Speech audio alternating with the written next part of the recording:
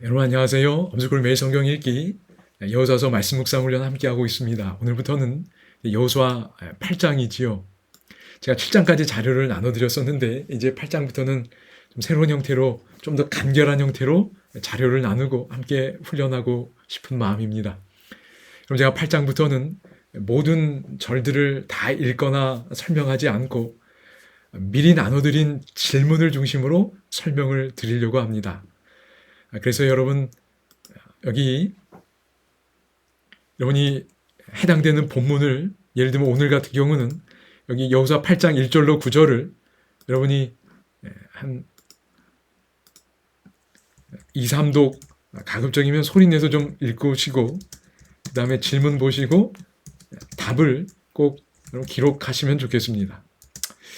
그런 다음에 여러분이 할 수만 있다면 누군가와 이야기를 좀 나누면서 여러분의 생각을 좀 나누면 훨씬 좋을 텐데 뭐 그렇게 하기가 쉽지는 않을 것 같고 가능한 분들은 그렇게 좀 하시면 좋겠습니다. 그래서 여러분의 생각을 충분히 더 발전시키고 다른 사람의 이야기도 들으면서 그럴 수 있겠구나 이렇게 한 다음에 또 제가 부족하지만 녹음한 내용을 여러분이 듣고 참고하신다면 여러분의 묵상 훈련에 좀 더 도움이 되지 않을까 싶습니다. 그래서 제가 이걸 유튜브에 다운로드 받을 수 있는 링크를 올려드리겠습니다. 그래서 다운로드 받으셔서 출력을 하셔도 좋고 혹 출력하는 게 어려우면 화면으로 보시면서 여러분 나름대로의 노트에 답을 기록하고 그리고 제가 강의한 내용들을 좀 참고하시면 좋겠습니다. 좀 더 간결하게 가급적 할 수 있도록 하겠습니다. 이렇게 일단 질문 중심으로 하고 다음에 또 추가할 부분들은 또 추가할 수 있도록 그렇게 하겠습니다. 여러분이 먼저 이 본문을 읽으셨다는 전제하에 이제 질문 중심으로 하겠습니다. 그럼 여호수아의 마음이나 심리 상태를 짐작해 볼 수 있는 구절이 있었나요? 여러분 어떻게 생각하시는지요?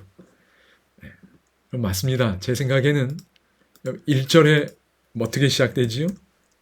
하나님께서 여호수아에게 뭐라고 하시지요? 두려워하지 말라, 놀라지 말라 그러셨어요.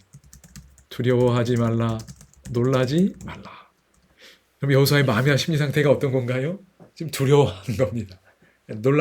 놀라고 뭔가 당황하고 위축된 상태인 겁니다. 왜요? 여러분 여호수아 7장 사건을 우리가 기억합니다. 그렇지요? 아간의 범죄와 아이성 패배가 있었어요. 그럼 지도자로서 자책도 많이 하고 또 아픈 마음 많이 가졌을 겁니다. 이제 그런 상황에서 또 전쟁에 나가야 됩니다. 그러니 여호수아의 마음이 이런 상태였으리라 생각이 됩니다. 자, 2번입니다. 여호수아에게 주신 말씀을 통해 이 1절의 말씀, 물론 여기 보면 1절에 보면 군사를 다 거느리고 아이로 올라가라. 내가 아이 왕과 그의 백성과 그의 성읍과 그의 땅을 다 내 손에 넘겨줬다고 이야기합니다. 이런 말씀을 통해 우리가 얻을 수 있는 교훈이 있다고 생각이 됩니다. 여러분, 요 1절의 이 말씀은 중요한 게 이겁니다. 여러분, 이건 new가 아니에요. 그치요? 새로운 말씀이 아닙니다. 어떤 말씀이지요? 올드한 말씀이에요. 옛 이야기입니다. 왜요? 여러분 여호수아 1장에서도 하나님께서 여호수아에게 이 말씀 주셨어요.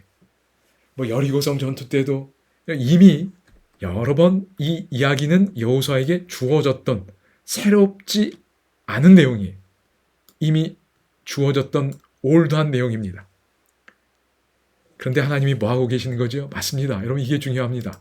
하나님이 이미 주셨던 올드한 말씀을 지금 뭐 하시는 거죠? 반복하십니다. 이게 중요합니다.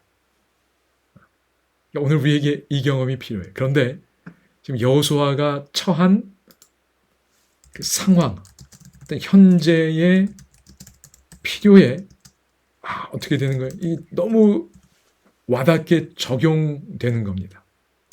그러니까 fresh한 거지. 올드하다고 해서 이게 그냥 익숙하고 식상한 게 아니라 자기가 처한 상황에 새롭게 신선하게 적용되는 겁니다. 그러므로 오늘 우리의 신앙의 경험에 정말 필요한 경험은 옛 진리, 옛 진리 혹은 이미 주어진 진리가 새롭게 적용되는 일입니다. 그러니까 새롭게 내 마음에 다가오는 일이에요. 이런 느낌, 경험 중요합니다. 여러분 여호수아도 지금 이 경험을 하는 겁니다. 그렇지. 하나님이 내게 이런 말씀 주셨었지. 그 상황에 꼭 필요한 말씀 오늘 우리에게도 하나님께서 주실 수 있기를, 이런 경험을 할 수 있기를 소망합니다. 그럼 3번입니다. 여러분 아간의 탐심이 더 안타깝게 느껴지게 하는 내용이 뭐지요? 2절에 보면 하나님께서 뭐라고 그러셨지요? 아이성에도 여리고와 에서와 같이 행하라 그랬어요. 여리고와 그 왕에게 행한 것 같이 아이와 그 왕에게도 행하되, 그 다음 뭐라고 하셨죠? 탈취할 물건과 가축은 스스로 가지라고 그러셨어요. 또 하나님께 다 바치라고 하신 것이 아닙니다. 우리가 늘 하나님을 우선할 수 있다면 하나님께서 필요한 것 공급해 주십니다. 그러니까 어떤 내용 생각나시나요? 네, 여러분 마태복음 몇 장이지요? 네, 6장 33절. 너희는 먼저 그의 나라와 그의 의를 구하라. 그리하면 이 모든 것을 너희에게 더하시리라 그랬어요. 여러분 이 아간의 탐심이 이 구절과 잘 연결될 수 있다고 생각이 됩니다. 하나님이 너희들 다 가지라 그러셨어요. 첫 번째, 하나님을 우선에 두면 그 다음 공급해 주십니다. 그럼 4번 질문입니다. 하나님께서 어떤 계획 지도하셨지요? 어떤 계획? 그러니까 쉽게 얘기하면 작전을 주셨습니다. 그렇지요. 어떤 작전을 주셨지요? 하나님이 작전을 주셨는데 그 작전이 뭐였나요? 맞습니다. 2절에 보면 하나님이 뭘 두라 그러셨지요? 복병을 두라 그랬어요. 2절에 그렇게 나와 있고요. 그 다음에 3절부터 9절에 보면 여호수아의 지시가 매우 구체화되고 있습니다. 거기 보면 유인, 또 매복, 이런 단어들을 통해서 하나님의 작전 계획이 전달되는 걸 보게 됩니다. 전쟁 상황이니 이런 작전이 필요했을 수 있을 겁니다. 그런데 여러분 이런 생각도 좀 들지 않으신가요? 복병이나 유인, 매복 작전은 일종의 아주 탁월한 좋은 전략이지만 이런 방법을 꼭 하나님이 사용하셔야 했을까? 왜냐하면 기본적으로 이건 약간의 뭐라 그럴까요? 이런 표현이 적절한지 모르겠지만 상대방을 뭐 하는 거지요? 속이는 일입니다. 전략적 기만이라고 해야 될까요? 꼭 하나님이 이 방법 아니고도 뭔가 좀 강공, 전공법 이런 걸 쓰실 수도 있었을 텐데 하나님께서는 매복하라 그러셨어요. 왜 그러셨을까요?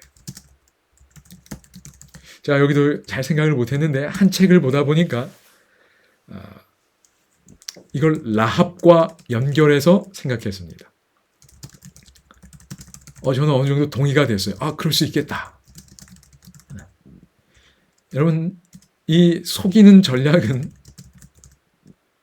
누가 구사한 방법이냐면 라합이 사용한 방식입니다. 여러분, 왕이 보낸 그 사자들이 라합에게 왔을 때 라합이 뭐라고 그랬지요?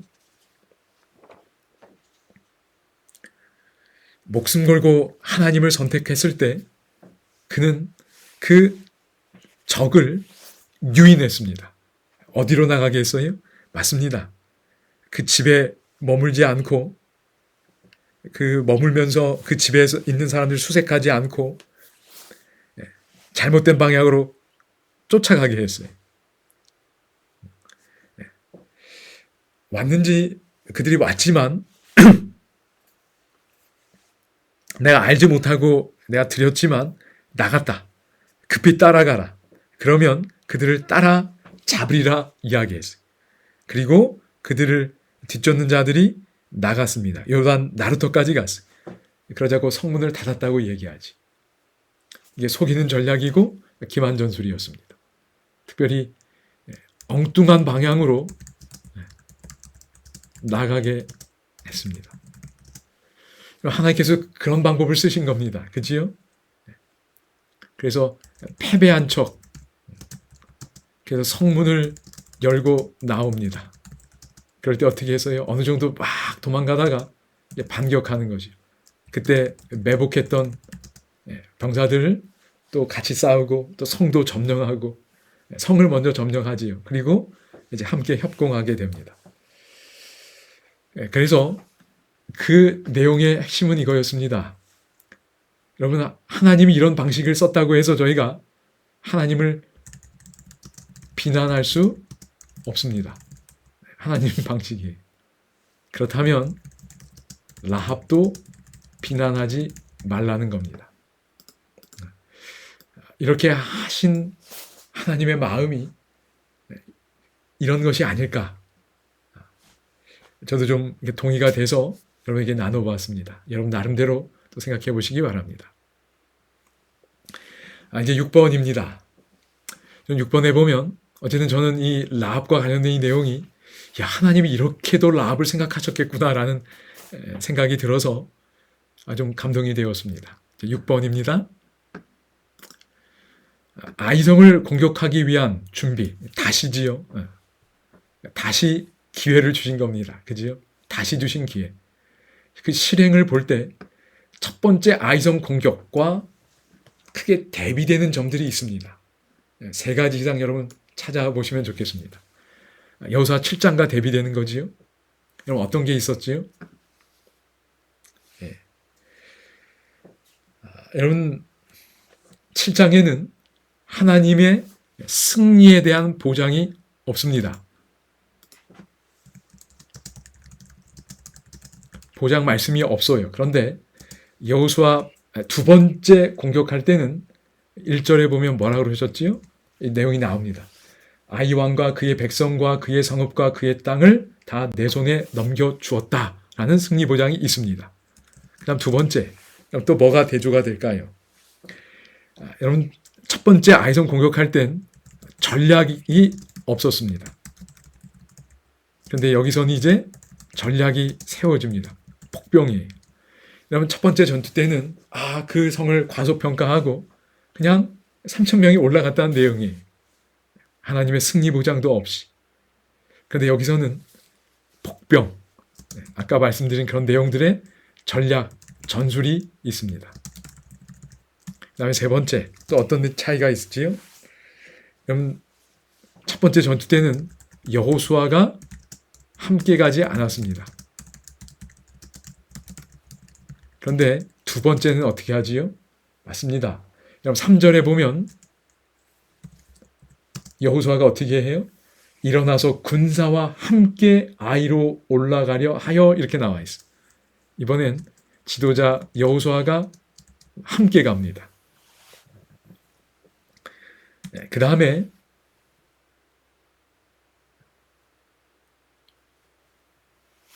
9절에 보면 5절에도 보면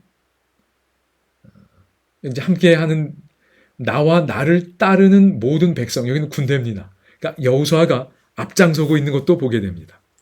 함께하고 앞장서서 지도하고 있습니다. 왜냐하면 군사를 나를 따르는 모든 백성이라고 표현했습니다.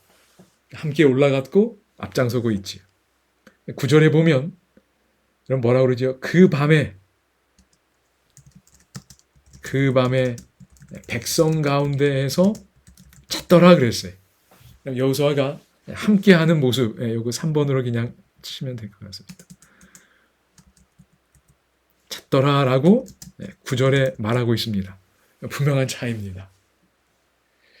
여러분께서 이런 모습들 뭐 또 다른 게 있을 수 있겠고 또 여기와 관련해선 다음 시간에도 계속해서 보도록 하겠습니다. 네, 중심 사상입니다. 저는 이렇게 좀 정리해 보았습니다. 하나님은 실패한 상태 그대로 두시지 않고 회복과 새 출발로 이끄신다. 하나님 참 좋으신 분입니다. 우리의 삶 속에 때로 실패와 또 낭망의 순간들이 있지만 하나님은 우리를 회복과 새 출발로 이끄십니다. 여기 방금 봤던 이런 차이점이 우리 삶 가운데도 나타나게 하실 줄로 믿습니다. 우리의 상황 속에서 다를 수 있겠지요. 여러분 이 진리도 여러분 어떻지요? 하나님은 실패한 상태 그대로 두시지 않고 회복과 새 출발로 이끄신다. 그럼 이것도 뉴 truth가 아닙니다. 그렇지요? 이것도 뭐예요, 여러분?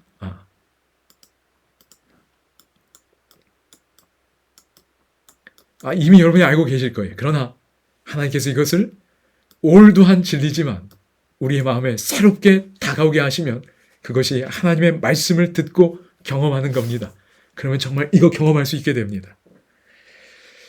그 다음에 갈라디아서는 저는 갈라디아서 1장 13절 좀 해봤습니다. 1절 13절에 보면 바울이 이전에 교회를 심히 박해하여 멸했습니다. 그런데 하나님께서 그 바울을 그대로 두시지 않고 회복하고 바울이 잘못 깨달은 걸 깨닫게 하시면서 새 출발로 이끄셨습니다. 그래서 이 고백은 바울에게도 그대로 적용됩니다. 이런 조금 더 변화된 방식으로 여러분의 묵상 훈련이 좀 더 의미 있게 진행될 수 있기를 바랍니다. 여러분 감사합니다.